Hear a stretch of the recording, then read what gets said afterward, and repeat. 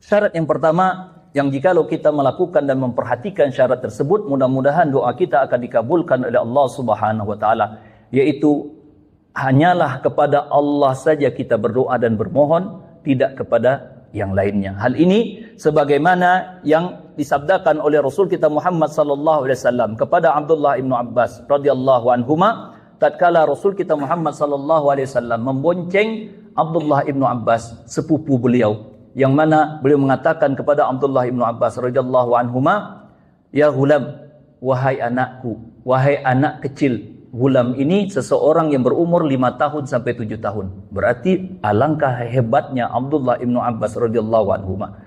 Beliau sudah menggenggam dan sudah mengambil perkataannya Rasul kita Muhammad sallallahu alaihi wasallam di saat anak-anak di zaman kita sekarang ini pada saat umur 5 tahun sampai 7 tahun tadi entah kemana akalnya. Akan tetapi Abdullah ibnu Abbas radhiyallahu anhuma pada saat beliau masih kecil saja sudah mengemban wasiat dan perintah dari Rasul kita Muhammad sallallahu alaihi wasallam sampai perintah tersebut kepada diri kita. Luar biasa bagaimana didikannya Rasul kita Muhammad sallallahu alaihi wasallam kepada para sahabat-sahabat beliau radhiyallahu anhum. Apa kata Rasul kita Muhammad sallallahu alaihi wasallam? Inni uallimuka kalimat. Sesungguhnya aku ingin mengajarkan kepada dirimu beberapa nasihat, beberapa ucapan kata Rasul kita Muhammad sallallahu alaihi wasallam. Ihfazillaha yahfazka. Yang pertama, hendaklah engkau menjaga Allah Subhanahu wa taala, niscaya Allah akan menjagamu. Apa makna menjaga Allah Subhanahu wa taala? Allah Maha Kuasa, Allah Maha Agung. Bagaimana kita bisa menjaga Allah Subhanahu wa taala? Maka jawabannya, menjaga Allah maknanya adalah menjaga perintah-perintahnya Allah Subhanahu wa taala dan juga menjaga larangan-larangannya Allah Subhanahu wa taala. Dengan kita menjaga larangan-larangan Allah dengan tidak mengerjakannya dan menjaga perintah-perintah Allah Subhanahu wa taala dengan mengerjakannya, maka ini yang akan menjadikan sebab kita akan dijaga oleh Allah Subhanahu wa taala. Ihfazillaha tajidhu tujahaka. Jadi jagalah Allah Subhanahu wa taala, yaitu dengan menjaga perintah-perintahnya Allah dan juga menjaga larangan-larangannya Allah Subhanahu wa taala.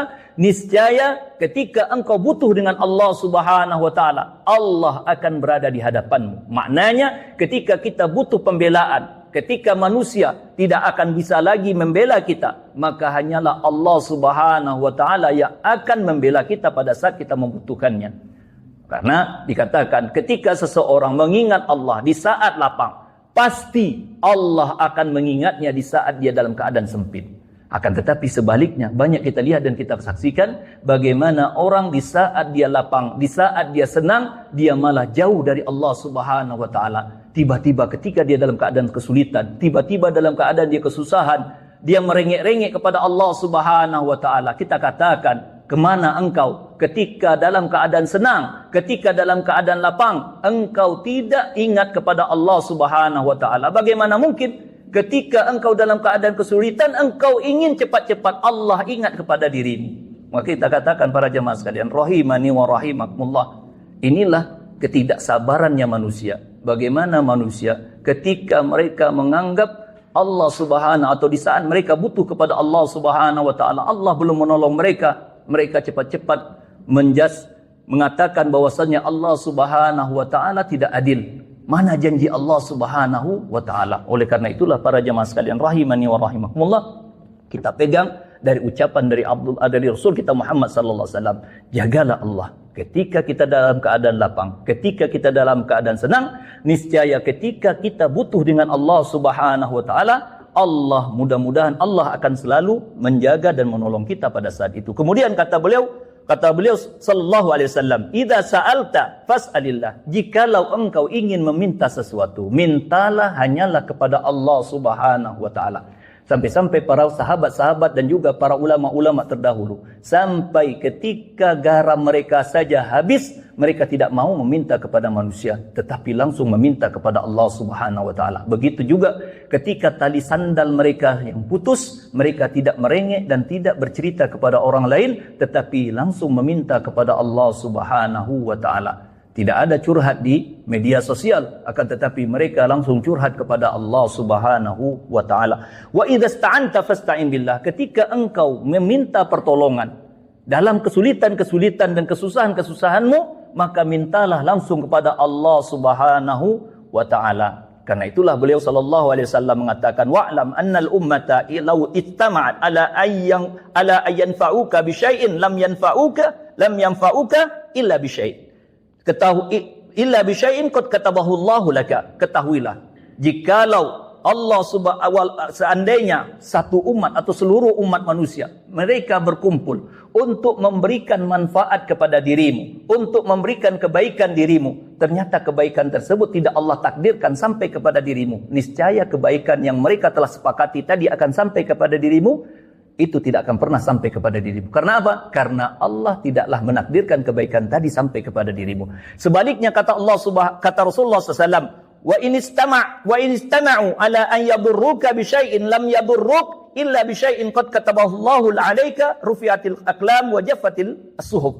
Dan ketahuilah bahwasanya jikalau manusia seluruhnya berkumpul untuk mencelakai dirimu, memberikan bahaya kepada dirimu, niscaya bahaya dan kegangguan tadi tidak akan pernah sampai kepada dirimu kecuali memang Allah takdirkan bahaya tadi sampai kepada dirimu. Karena apa? Karena takdir telah ditulis dan telah ditetapkan seluruhnya oleh Allah Subhanahu wa taala 50.000 tahun sebelum diciptakannya alam semesta ini. Jadi kenapa kita harus takut ketika kita berusaha menjalankan ketaatan kepada Allah Subhanahu wa taala? Manusia menghina kita sampai-sampai mereka melarang kita dari pekerjaan mungkin yang mana pekerjaan tersebut adalah wasilah dari Allah Subhanahu wa taala untuk menyampaikan rizki kepada diri kita. Karena banyak orang yang takut rizkinya tidak sampai kepada dirinya, akhirnya dia tinggalkan perkara perintah-perintah Allah Subhanahu wa taala atau dia malah melakukan larangan-larangan Allah Subhanahu wa taala. Kemudian disebutkan juga oleh Allah Subhanahu wa taala di dalam surah Al-Baqarah, Allah katakan wa idza sa'alaka ibadi anni fa inni qarib ujibu da'watad da'i idza da'an. Wahai Muhammad, jikalau hamba-hambaku bertanya kepada engkau tentang siapakah diriku, kata Allah Subhanahu wa taala, Allah langsung jawab pertanyaan tersebut tanpa diwakili oleh Rasul kita Muhammad SAW untuk menjawabnya. Maka kata Allah Subhanahu wa taala menjawab langsung pertanyaan tersebut tentang siapa dirinya. Fa inni qarib. Bahwasanya sesungguhnya aku, kata Allah, adalah dekat. Dekat tadi maknanya ujibu da'watad da'i idza da'an. Sesungguhnya Allah Maha mendengar, Maha mengetahui terhadap permohonan-permohonan dan doa-doa yang dipanjatkan oleh manusia. Meskipun mereka berbisik, meskipun mereka merengek di tengah malam meminta dan bermohon kepada Allah Subhanahu wa taala, Allah pasti akan mendengar rintihan dan tangisan yang ditangisi oleh para hamba-hambanya tatkala mereka meminta dan bermohon kepada Allah Subhanahu